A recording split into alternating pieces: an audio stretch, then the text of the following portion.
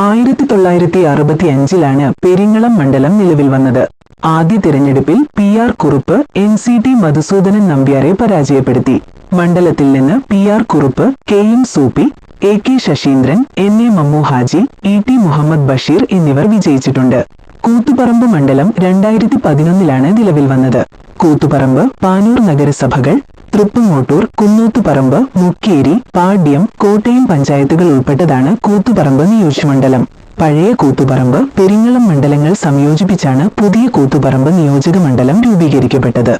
2011 മണ്ഡലം പുനർനിർണയത്തിന് ശേഷം കൂത്തുപറമ്പ് മണ്ഡലത്തിൽ നിന്നും KP മോഹനൻ വിജയിച്ച് ഉമ്മൻചാണ്ടി മന്ത്രിസഭയിൽ കൃഷിവകുപ്പ് മന്ത്രിയായി. 2016 തിരഞ്ഞെടുപ്പിൽ KK ശൈലജ KP മോഹനനെ പരാജയപ്പെടുത്തി. 2021 തിരഞ്ഞെടുപ്പിൽ KP മോഹനൻ 70,626 വോട്ടും P അബ്ദുള്ള 61,085 വോട്ടും നേടി. 9,541 വോട്ടിന്റെ ഭൂരിപക്ഷത്തിൽ LDF സ്ഥാനാർത്ഥി KP മോഹനൻ വിജയിച്ചു.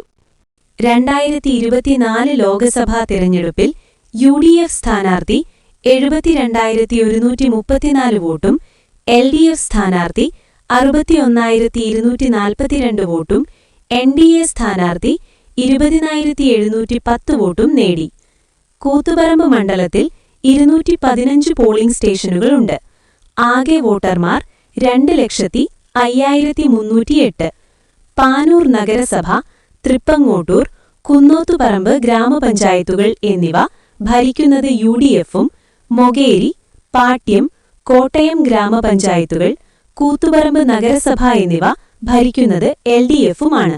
2026 തിരഞ്ഞെടുപ്പിൽ UDFിൽ നിന്ന് മുസ്ലിം ലീഗിലെ ജയന്തി രാജൻ, LDFിൽ നിന്ന് RJDയിലെ PK പ്രവീൺ, NDAയിൽ നിന്ന് BJPയിലെ അഡ്വക്കേറ്റ് ഷിജിലാൽ എന്നിവരാണ് മത്സരിക്കുന്നത്. ഏണി, റാന്തൽ, താമര എന്നിവയാണ് ചിഹ്നങ്ങൾ.